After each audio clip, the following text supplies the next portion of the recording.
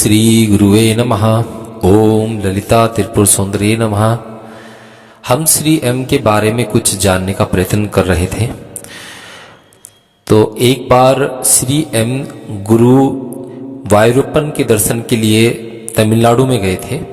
तो ये कथा आज उसी विषय में है। आइए प्रारंभ करते हैं उन्हीं के शब्दों में।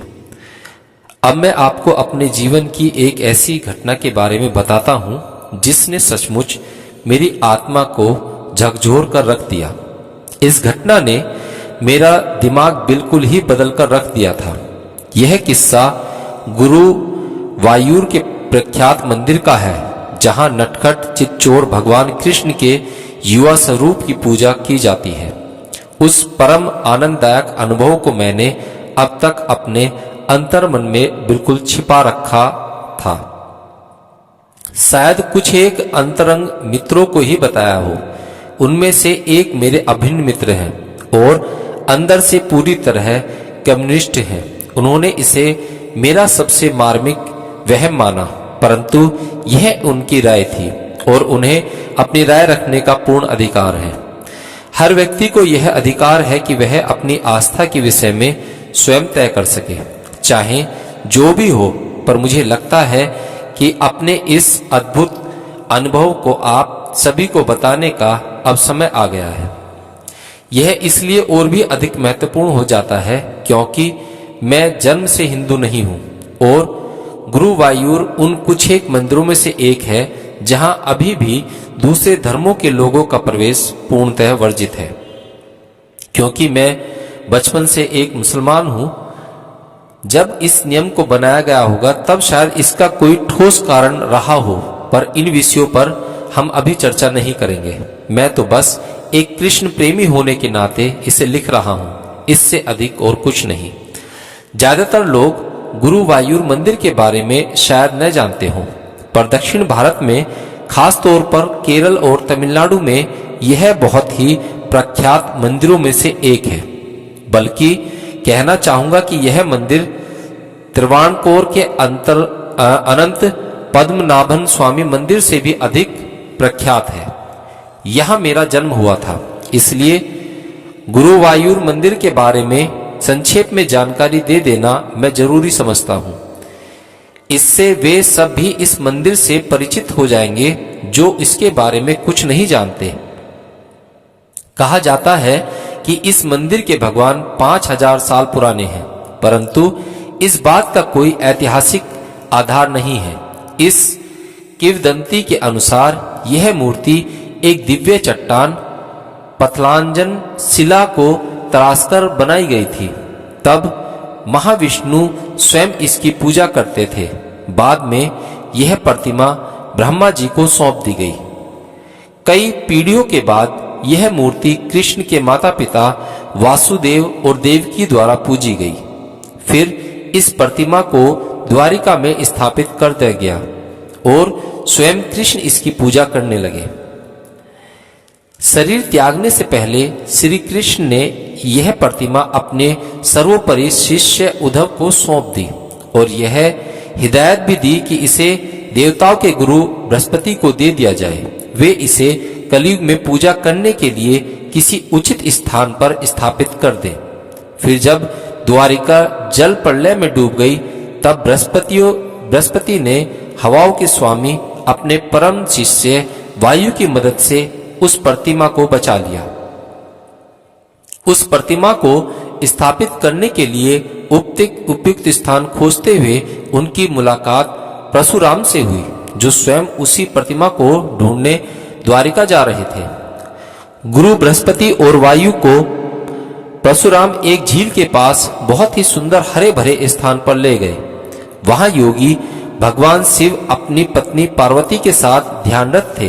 उन्होंने गुरु और वायु को उस प्रतिमा को वहां स्थापित करने की आज्ञा दे दी।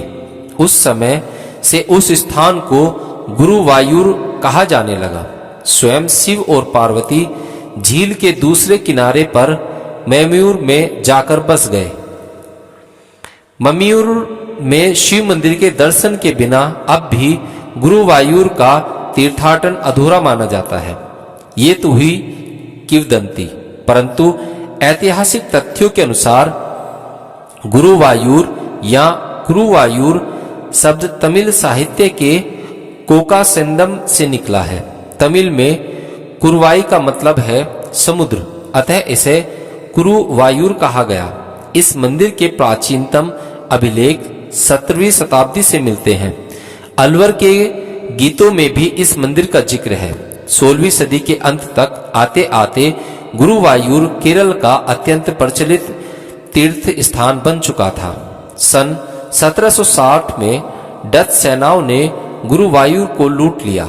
वहां के खजानों पर छापा मारकर वे वहां के झंडे पर लगा हुआ सोना लूट कर ले गए और मंदिर के एक हिस्से को आग लगा दी।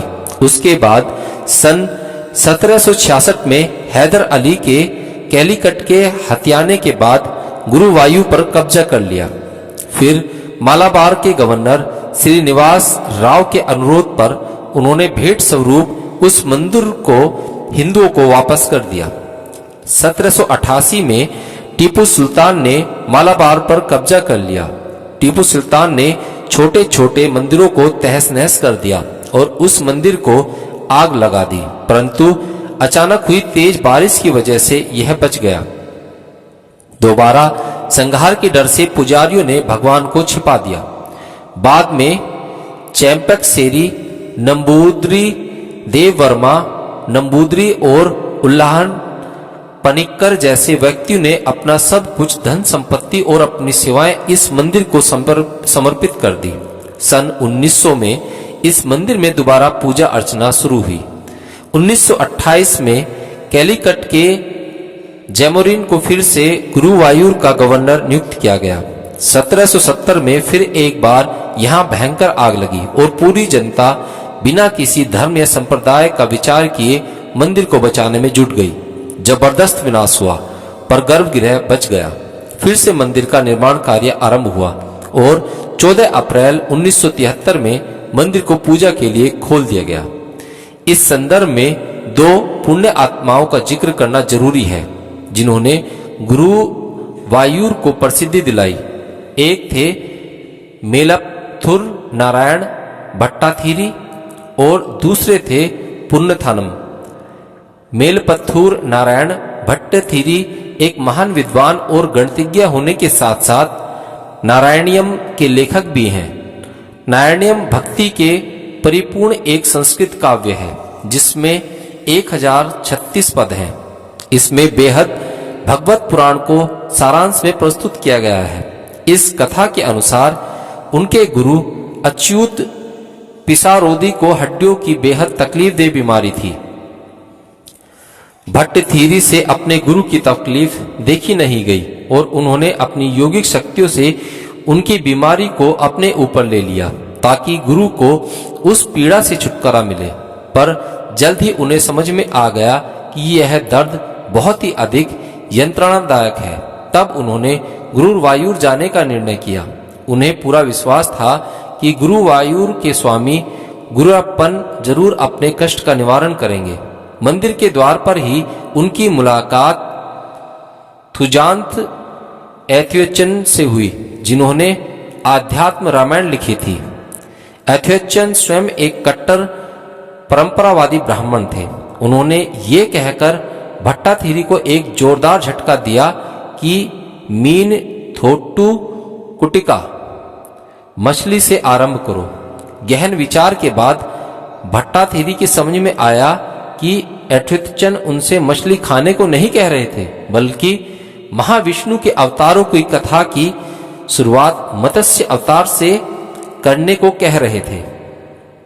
तब उन्होंने गुरुवायूरप्पन के समक्ष बैठकर प्रतिदिन 10 श्लोक लिखना आरंभ किया और 100 दिन में पूरी नारायणीयम लिख डाली।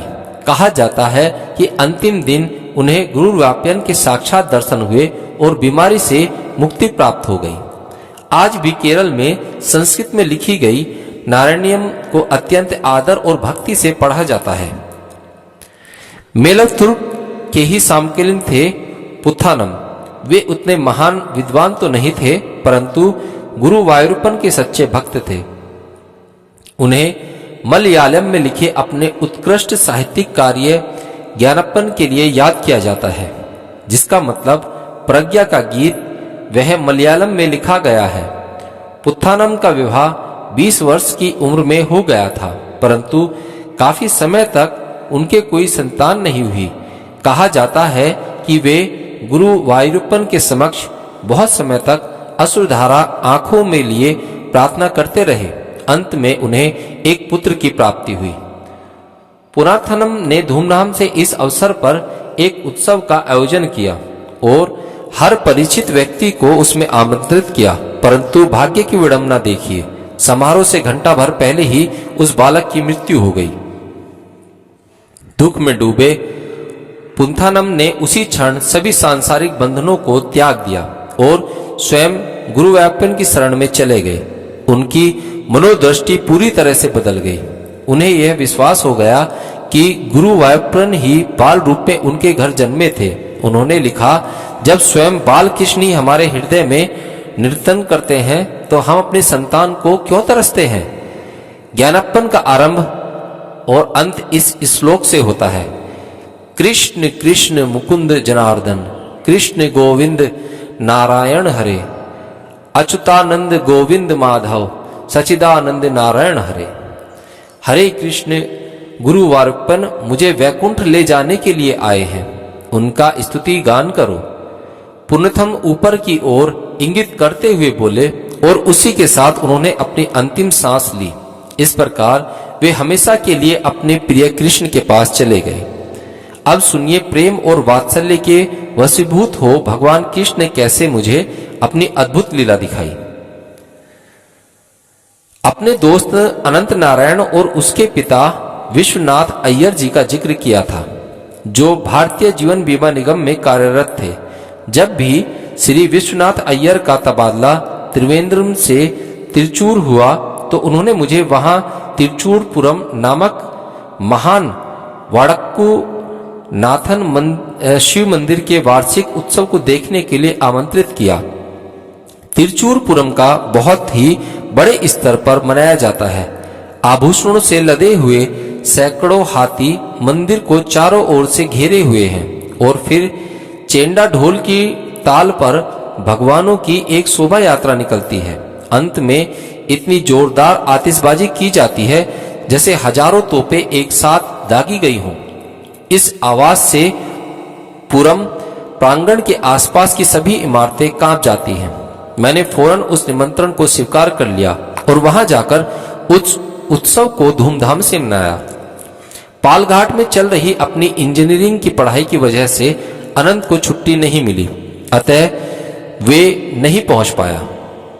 पुरम के अगले दिन सुबह सुबह विश्वनाथ अय्यर ने मुझे जगाया और बोले, चलो गुरुवायूर चलते हैं, जल्दी करो, हमें मुंडू पहनना होगा और फिर बस पकड़नी है। गुरुवायूर तिरुचूर से बहुत दूर नहीं है, इसलिए वहां पहुंचने में बहुत देर नहीं लगी। जब हम पहुंचे तो अभी भोर ही थी। हमने अपनी अपनी कमीजें उतारी और उन्हें कमर पर बांध लिया। वहां पुरुष कमर तक नंगे शरीर ही प्रवेश कर सकते हैं, परंतु भीतरी प्रांगण के प्रवेश द्वार पर पहुंचकर मैं सुन खड़ा रह गया। एक साइन बोर्ड पर लिखा था, केवल हिंदुओं को प्रवेश की आज्ञा। मैंने कहा, चाचा मैं अंदर नहीं जा सकता। पागल मत बनो, वे बोले, किसे पता चलेगा, वैसे भी मैं तुम्हें इतनी अच्छी तरह जानता हूं। मैं जानता हूं कि तुम्हें कृष्ण से असीम प्रेम है और देखने में भी तो पक्के ब्राह्मण ही लगते हो। चलो अंदर। नहीं नहीं, मैंने कहा, मैं धोखा नहीं दे सकता। आप अंदर जाइए, मेरे लिए बस थोड़ा सा प्रसाद ला दीजिएगा। मुझे समझने की नाकामयाब कोशिशों के बाद वे अंदर चले गए। मैं मंदिर के झंडे के पास खड़ा होकर मंदिर के गर्भगृह में झांकने की पूरी कोशिश करने लगा। सभी लगातार नारायण नारायण गुरुवायुरप्पा इस मंत्र का जाप कर रहे थे। मेरे रोंगटे खड़े हो गए थे। कुछ ही देर में विश्वनाथ अय्यर चाचा माथे पर चंदन का लेप लगाए नारायण नारायण का जाप करते हुए बाहर आए। उन्होंने मेरे हाथ में चंदन का लेप और कुछ फूल रखे और बोले, चलो वापस चले। मैंने उनसे कहा कि मैं शाम तक यही इस परिसर में ही रहना चाहता हूँ, यहाँ मुझे बहुत अच्छा लग रहा है। वे बोले, ठीक है, पर ध्यान से रहना, ये कुछ पैसे रख लो। तुम्हें मालूम है ना, तिरचूर की बस कहाँ से मिलती है, तब ठीक है, पर रात होने से पहले वापस आ जाना। मैं वहीं मंदिर के बाहर प्रांगण में कुछ देर घूमता रहा, फिर पास के एक कैफे में जाकर सांभर इडली खाया। पेट भरकर मैं मंदिर के तालाब के एक किनारे पर एक पुराने से गठीले पेड़ की छाया में जाकर बैठ गया। अचानक अपनी इस दुखदायी स्थिति ने मुझे बुरी तरह से कटोचा और मैं जोर जोर से रोने लगा। मैं रो रो कर बेहाल हो गया था। मेरा रोना देखकर कुछ लोग वहां इकट्ठा हो गए। किसी ने पूछा, भूख लगी है क्या? क्या बात है? एक बूढ़ी औरत बोली। बेचारा वो मेरे पास ही बैठा मेरा सिर सहलाने लगी। कुछ देर बाद मैंने खुद को संभाला और उन लोगों से कहा कि मैं अब बिल्कुल ठीक हूं, चिंता की कोई बात नहीं। बड़ी मुश्किल से मैं उन लोगों को वहां से भेजने में सफल हुआ। उसके बाद अचानक मुझे इतनी थकावट महसूस हुई कि मैं वहीं उसी पेड़ के नीचे लेटा और सो गया। तब मैंने एक अद्भुत सपना देखा। आप इसे सपना ही कह सकते हैं, पर मेरे लिए इससे ज्यादा कहीं ज्यादा था। आनंद जी की जो अविरल धारा उस दिन मेरे हृदय में उमड़ी, वह आज भी नारायण कृष्ण कृष्ण जपते या सुनते ही फौरन बहने लगती है। अपने सपने में मैं गुरुवायूर मंदिर के झंडे के पास हाथ जोड़े खड़ा किसी तरह से भगवान के दर्शनों की कोशिश कर रहा था, परंतु अचानक उमड़े आंसू की वजह से मैं मुश्किल से इस छवि की हल्की सी झलक ही देख पाया। तभी मंदिर के अंदर से शंख की जोरदार गर्जनात्मक ध्वनि आई। उसे सुनते ही मेरा पूरा शरीर कांप उठा और मैंने सोचा, यही पंचजन्य होगा, कृष्ण का वह महान शंख जिसे पहली बार कुरुक्षेत्र में महाभारत के भीषण युद्ध के समय सुना गया था। कहा जाता है कि उसे सुनकर अच्छे अच्छे योद्धा डर से कांप उठते थे। फिर मैंने मंदिर के अंदर से कुछ बाहर निकलते हुए देखा। जैसे जैसे वह पास आता गया तो मैंने देखा कि वह मंदिर का गर्भगृह था। उसके अंदर खड़े थे सुंदर से सांवले बाल कृष्ण, अपने चेहरे पर दिव्य मुस्कुराहट लिए। उन्होंने मेरे पास बुलाया। जैसे ही मैं दरवाजे की ओर बढ़ा, वे स्वयं ही गर्भगृह से बाहर आ गए और उन्होंने मुझे अपने सीने से लगा लिया। तुलसी और चंदन की सुगंध से मैं पूरी तरह से भीग गया। ओह, कैसे वर्णन करूं उस स्थिति का। तभी जोर जोर से कृष्ण कृष्ण चिल्लाते हुए मैं उठ बैठा। उस अर्ध जागृत परमानंद की स्थिति में मैंने किसी तरह अपना चेहरा और पांव उसी तालाब में धोए और दौड़कर अंदर के प्रांगण में पहुंच गया। गर्भगृह के पास खड़ा होकर मैं एक नंबूद्रीप पुजारी को अपने परम प्रिय कृष्ण की पूजा करते हुए देखने लगा।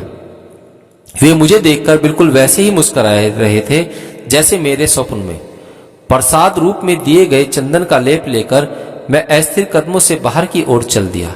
कुछ ही मिनटों में मैं अपनी बोधि चेतना में वापस आ गया था। बस एक हल्की सी भीनी भीनी चंदन की सुगंध मेरे अंदर रह गई थी। मैं मंदिर के पास से गुजरने वाले बाहर के रास्ते पर चल दिया और बस स्टैंड की तरफ बढ़ा। कुछ ही देर में मैं वापस तिरचूर पहुंच गया। शाम को विश्वनाथ अय्यर काम से लौटे तो मैंने उन्हें बताया कि अंततः मैं खुद को रोक नहीं पाया और मंदिर के अंदर चला गया, जहां मुझे अद्भुत दर्शन हुए। उन्होंने बस इतना ही कहा था ना मैंने, तुम्हें मेरे साथ अंदर ही चलना चाहिए था। खैर, तुम बहुत ही खुश लग रहे हो। हाँ, मैंने कहा, मैं बहुत खुश हूं। आपका बहुत बहुत धन्यवाद चाचा। आपने उस अद्भुत अनुभव को अपने भीतर ही दबा लिया, उन्हें भी नहीं बताया। कुछ गिने चुने लोगों के अलावा यह घटना मेरे हृदय के अंतर्मन में अब तक गुप्त रही है। प्रिय मित्रों, आपके लिए अब मैं अपने हृदय के द्वार खोल रहा हूं। इसे पढ़ते हुए श्री कृष्ण की असीम अनुकंपा आप सभी पर बरसे। जैसे कि भगवत गीता में कहा गया है, सत्यम परम धीमहि। मैं उस परम सत्य का ध्यान करता हूं।